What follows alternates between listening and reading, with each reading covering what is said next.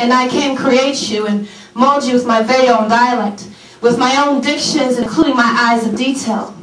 I inscribed you with me in onomatopoeia, and specify your humane. I particularize your sense of humor, not to forget your laughter, and you being genuine, so sincere. I classified your ongoing agenda, going with the flow of things, being constant regardless how other people characterize you. I can't obliterate your free, willing liveliness and temperance. I see you and I can create and mold you with my very own dialect, with my own diction, including my eyes of detail.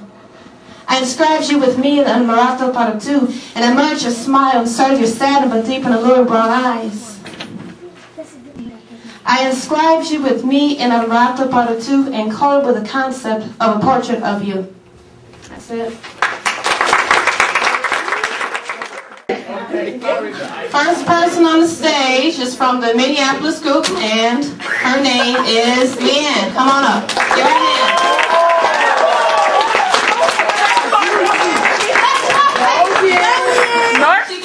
Give her a hand. Give her another hand.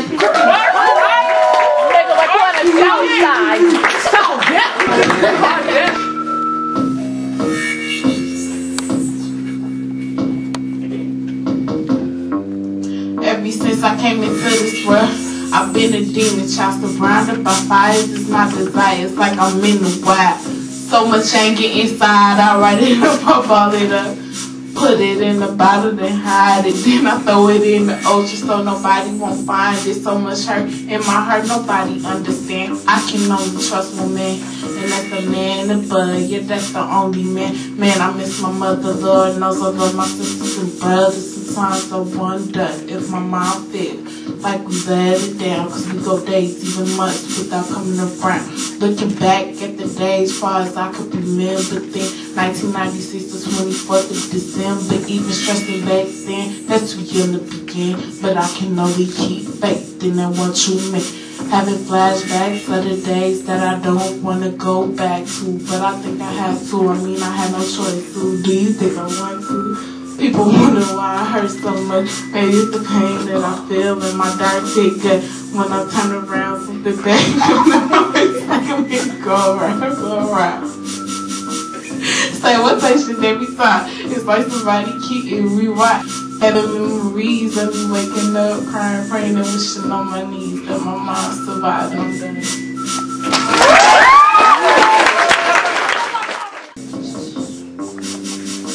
Next on the stage we have from St. Louis Park, Angel.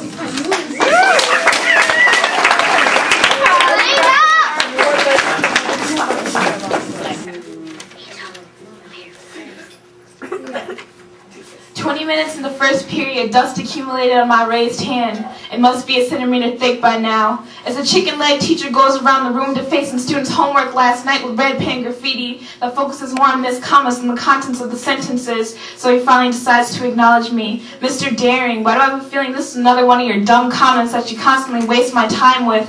Why don't you just drop out or something? Why don't I just drop out? Why don't I just drop out? And it was at that moment that all the statistics began to make sense to me. Statistics of children who mouth water more for the mini taste of society corner-slaying penicillins than for the cardboard textures of diplomas.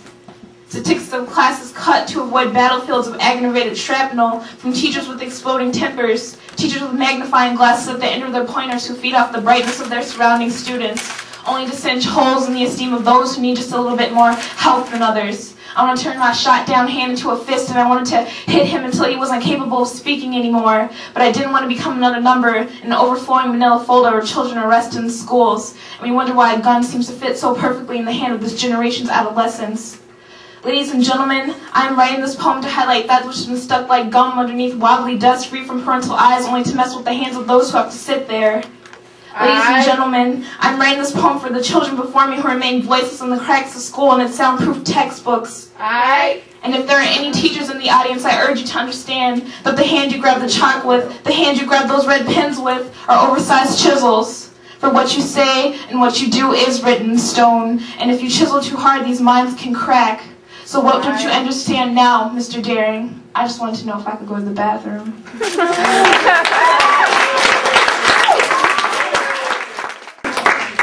Alright, we're going to pull a stab. Let's see, Laura, can you come up? Laura's from St. Louis Park. She's a staff. Can y'all hear me? Yes. Okay. This is a real quick poem I wrote to prove to the kids that I steal stuff too occasionally. Things I like to borrow. My roommate's scarf and mittens, my dad's books, my mom's Tupperware, and my neighbor's shovel.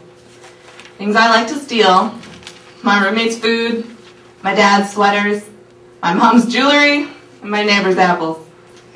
Things I beg for. My friend's patience, my dad's approval, my mom's apple crisp, and my neighbor's quiet when I'm sleeping. Things I will not beg, steal, or borrow. My roommate's toothbrush, my dad's habits, my mother's love of anchovies, and my neighbor's ugly house.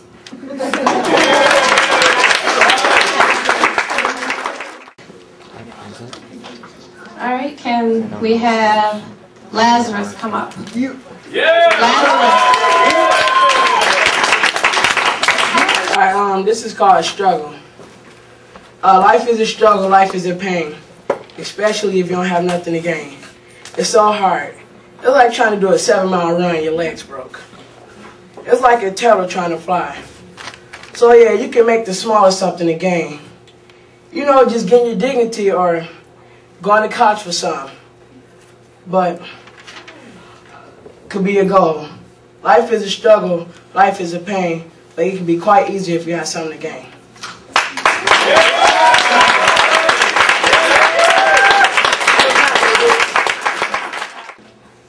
John, you ready? Yeah, I'm ready.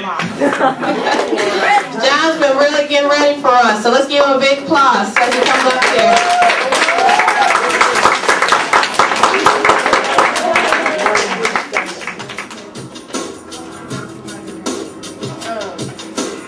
Maybe those things that people say are bad are really not that bad at all.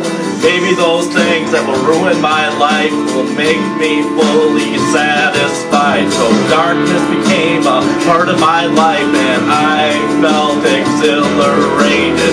Freedom, power, knowledge, and a sense of